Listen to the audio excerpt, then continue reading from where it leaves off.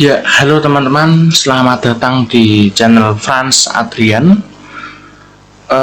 Pada kesempatan kali ini di sesi tutorial, kita tidak lagi membahas tentang live streaming, tapi kita membahas bagaimana sih cara membuat aplikasi dari Microsoft Excel. Lalu bagaimana sih cara menyajikannya atau cara mengolah datanya itu seperti apa? Untuk teman-teman yang sudah kepo bagaimana caranya, mungkin bingung-bingung gitu ya, dari Excel saja kita sudah bisa membuat aplikasi, bisa segera kita ikuti. Mari kita langsung bahas di tutorial berikut ya. Oke, lalu yang pertama-tama teman-teman harus menyiapkan Microsoft Excel. Di sini saya menggunakan Microsoft Excel 2019. Lalu yang berikutnya adalah langkah berikutnya kita perlu menamai sheetnya ini atau lembar kerja kita. Kita namai dulu, misalkan pada kesempatan kali ini saya mau memberikan cara bagaimana form perpustakaan, form kunjungan perpustakaan. Maka saya akan beri nama dengan nama kunper, misalkan kunper, kunjungan perpustakaan gitu ya. Oke, lalu supaya Excel ini berjalan, formnya itu berjalan, kita perlu menggunakan ekstensi Excel Macro enabled. Nah, bagaimana itu ekstensi apa itu? Nah, cara gampangnya adalah kita file, kemudian kita save as, browse, gitu kan. Kita mau simpan di mana, lalu pastikan save as tab-nya ini kita ganti ke XLSM, Excel Macro Enable Workbook, gitu kan. Kita misalkan simpan di dokumen, kita beri nama kunjungan perpustakaan, lalu kita klik save.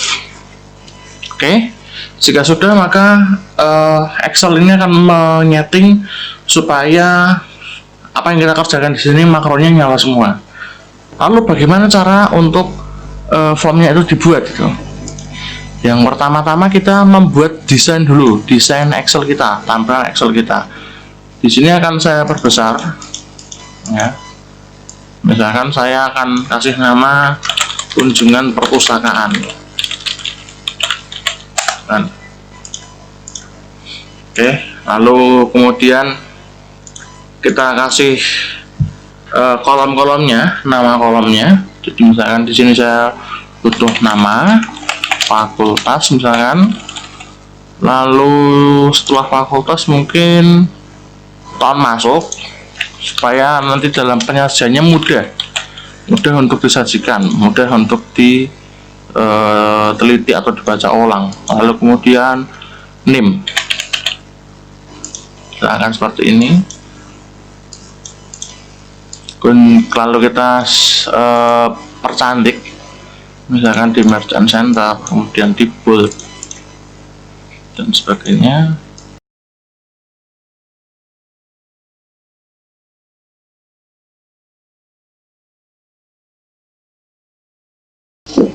Sudah ada seperti ini. Nah, lalu bagaimana kita cara mengisikannya? Cara mengisikan supaya kita enggak nulis manual ini ya. Kita pertama pergi ke tab developer.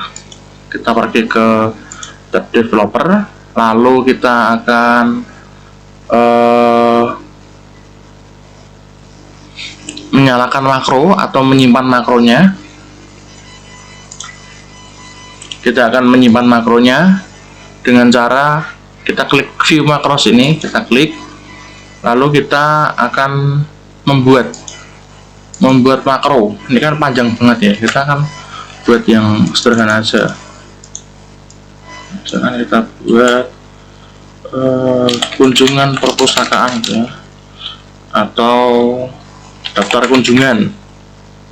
Oh dia di sini makroname itu tidak menggunakan spasi, jadi untuk menggantikan spasi bisa digunakan underscore, daftar kunjungan.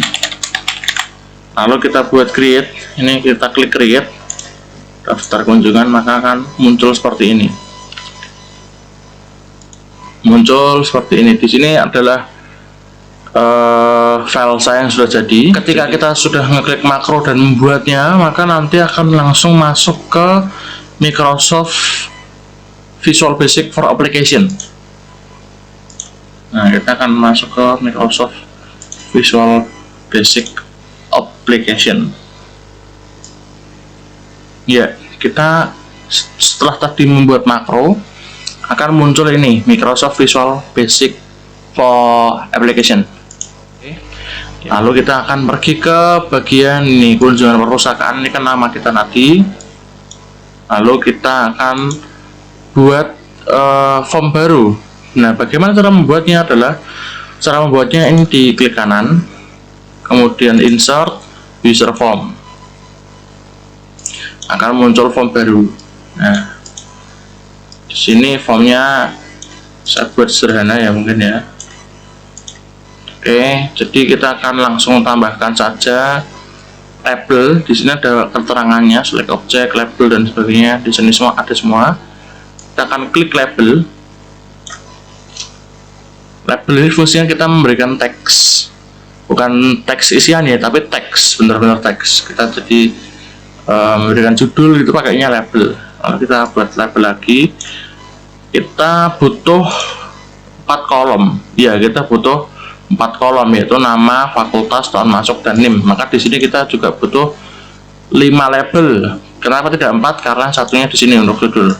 Berarti 5 label, 5 label, label 2, label 3, label 4, label 5. Kita juga buat text box untuk ngisinya. Text box kita buat juga 1, 2, 3, 4. Ya, textbooknya cuma 4. Lalu kita buat juga tombolnya menggunakan comment button. Comment button, di mana comment button? Nah, ini kita buat comment button, kita buat 1, 2. Nah, ini mudah sekali untuk ditata. Jadi untuk memperbesar memperkecilnya sama seperti kita membuat shape ya, standar ini. Nah, ini lalu ukuran form juga bisa disesuaikan. Kita bisa membuat form sesuai dengan kemauan kita. Misalkan mau sekecil ini bisa, atau selebar ini juga bisa. Kita sesuaikan dengan kebutuhan kita. Lalu untuk memberikan gambar atau foto di formnya ini supaya nggak monoton, kita bisa klik ini user form sampai muncul titik-titik ini. Lalu kemudian kita pergi ke picture ini. Nah, lalu kita cari foto yang akan kita masukkan di sini. Nah, di sini akan saya menggunakan foto buku. Lalu kemudian kita desain formnya. Oke, lalu yang berikutnya jangan lupa untuk mengubah nama dari setiap ini text box dan button, supaya dalam pengkodingannya kita jadi lebih mudah. Jadi enggak ini nama sebenarnya command button 2 ini kan terlalu panjang, bisa kita sederhanakan misalkan menjadi BT itu biasanya saya pakai untuk melambangkan button atau tombol, BT exit, BT save. Bahkan teman-teman membuat TMBL, tombol simpan gitu ya bisa, tapi ingat lagi spasi digantikan dengan underscore. Begitu. Textbox juga, textbox di sini saya lambangkan dengan TB. TB-nya disesuaikan saja supaya cepat. Misalkan dari atas nama ya nama, dari TB nama, kemudian TB fakultas itu, kemudian TB tahun masuk ya, berarti kan TB THN MSK misalnya. Yang pendek-pendek aja, nggak usah panjang-panjang supaya tidak mempusingkan atau membingungkan. Oke, TB underscore NIM. Nah, ini. Di bagian ini video akan saya percepat untuk bagian desain.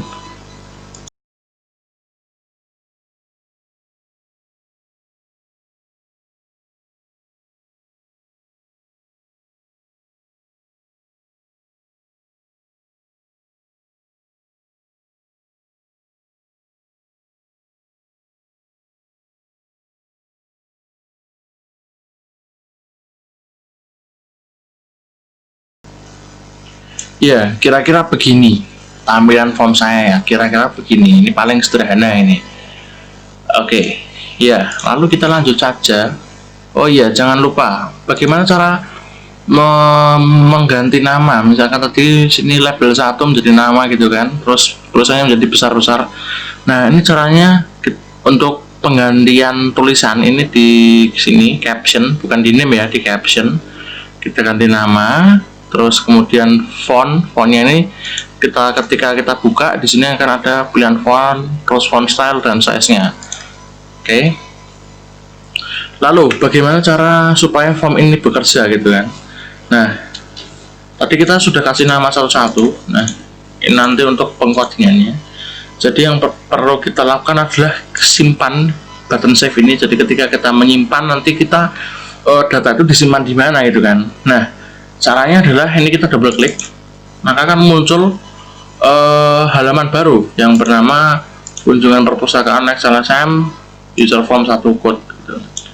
Di sini di sini saya sudah menyediakan hasil codingan jadinya. Codingan nanti kan akan saya tampilkan deskripsi gitu beserta penjelasannya mungkin ya.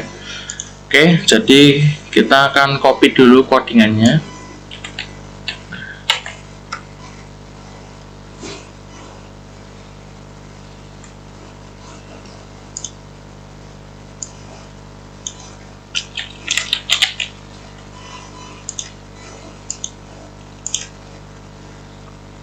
Oke, sedikit penjelasan saja.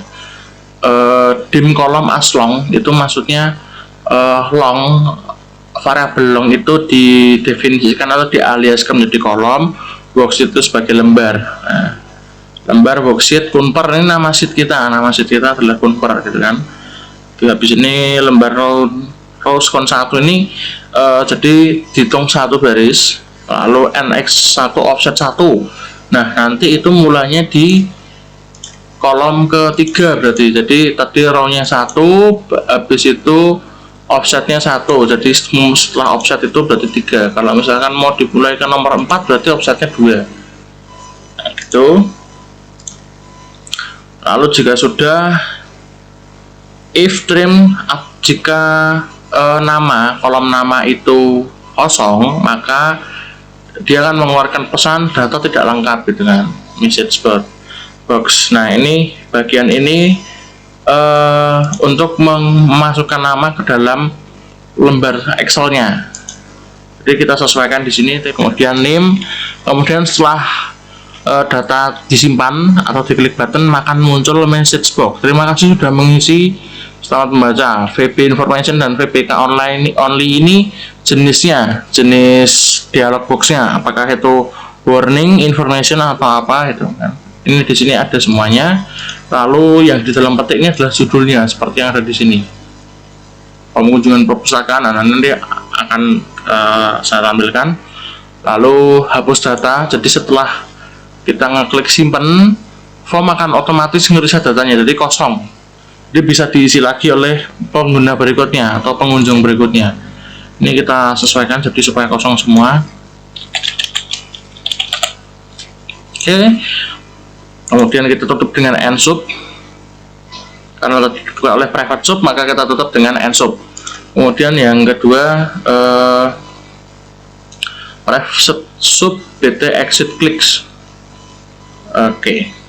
Ketika button exit dipencet, maka dia akan langsung keluar. Jadi tutup akan keluar dari formnya ini, akan keluar aplikasi. Yang kemudian yang bagian ketiga, season 3 adalah ketika user atau pengguna itu berusaha menutup formnya dari tanda silang di sini, maka dia akan mengeluarkan message atau mengeluarkan pesan gunakan tombol tutup gitu kan. Karena kita menggunakan tombol tutup atau gunakan tombol keluar gitu ya, supaya lebih jelas.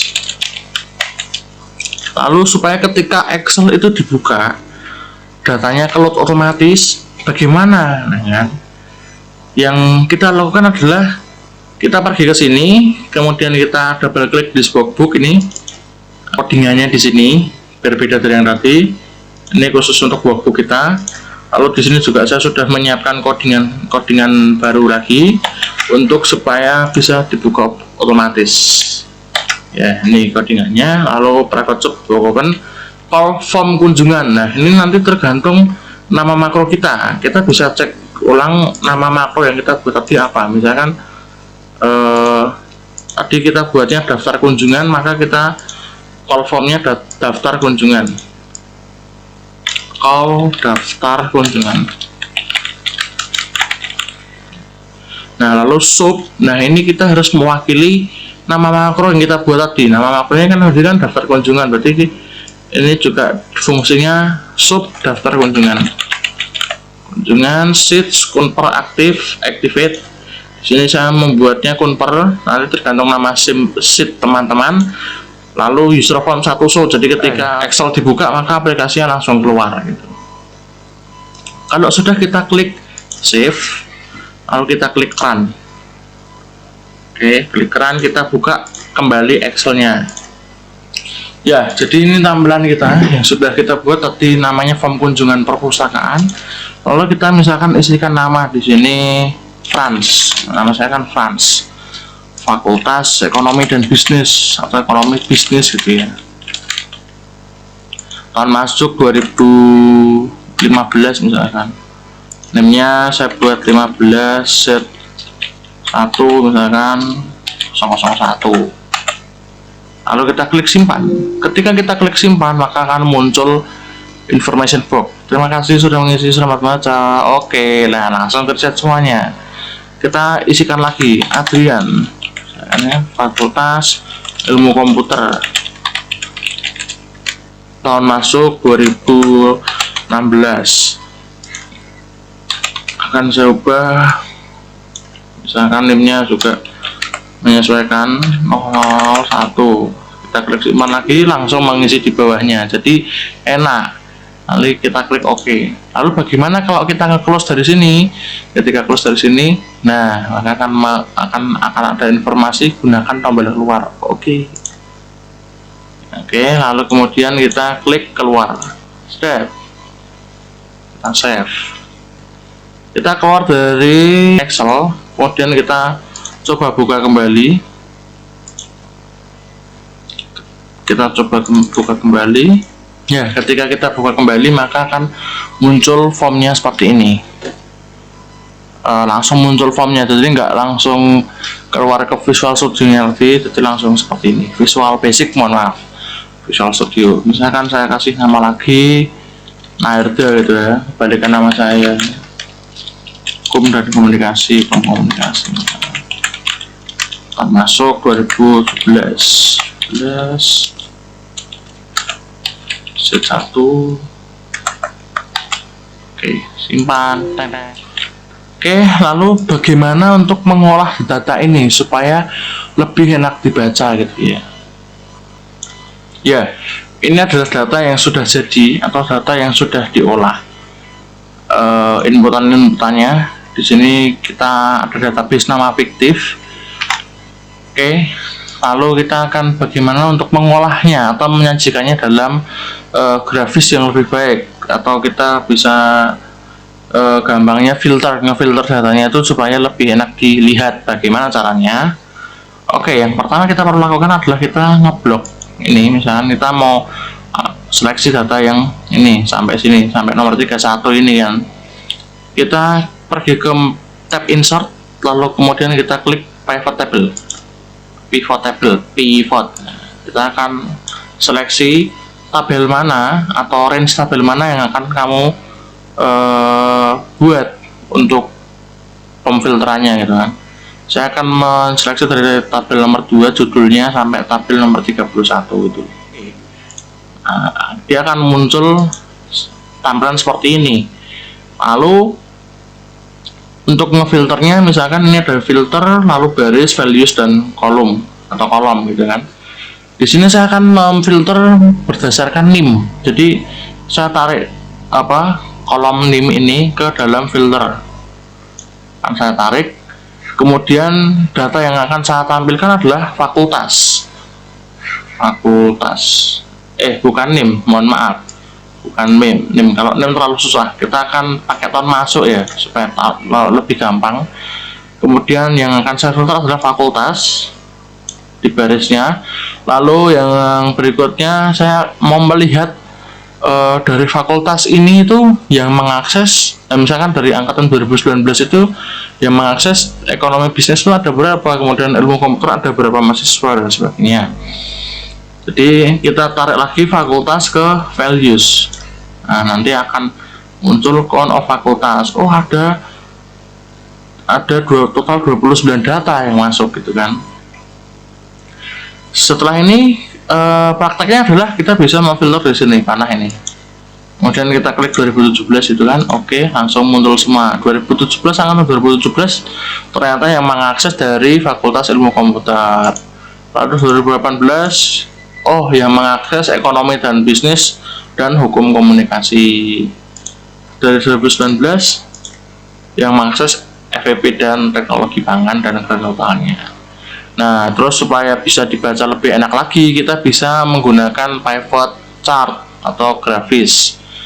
Nah, caranya adalah kita blok dulu bagian ini, lalu kita pergi ke menu ini, Analyze Pivot Table Tools, lalu kita klik pivot chart atau pivot chart. Bacanya gitulah pokoknya ya, pivot chart. Lalu kita klik pivot chart. Nah, kita pilih kita mau menyajikannya dalam bentuk grafis seperti apa, misalkan supaya mudah tak kasih 2 dimensi aja, lebih enak bacanya. Kita klik OK. Nah, bedanya grafis ini dengan chart yang biasanya adalah grafis ini terintegrasi dengan pivot table. Jadi ketika ini saya ubah, ini juga ikut berubah. Ini tahun masuk 2019, jadi dari mahasiswa 2019. Misalkan saya ubah ke 2018 gitu, akan terlihat perbandingannya, ekonomi dan bisnis berapa, ilmu komunikasi berapa. Oke, di sini juga bisa kita juga 2017. Oh, ternyata cuma ilmu komputer, count of fakultas. Ya, jadi penyajiannya lebih gampang. Pivot chart ini bisa diterapkan di data-data berangka, maksudnya data-data yang memiliki jumlah, misalkan pendatang dari Jakarta berapa, dari Semarang berapa gitu kan. Nah, itu ada, bisa dibuat pivot chart, jadi lebih enak kita untuk menyajikan data. Oke, baik, kira-kira begitu dulu penjelasan dan tutorial bagaimana cara membuat aplikasi dari Excel. Sampai berjumpa pada tutorial berikutnya, semoga bermanfaat. Terima kasih.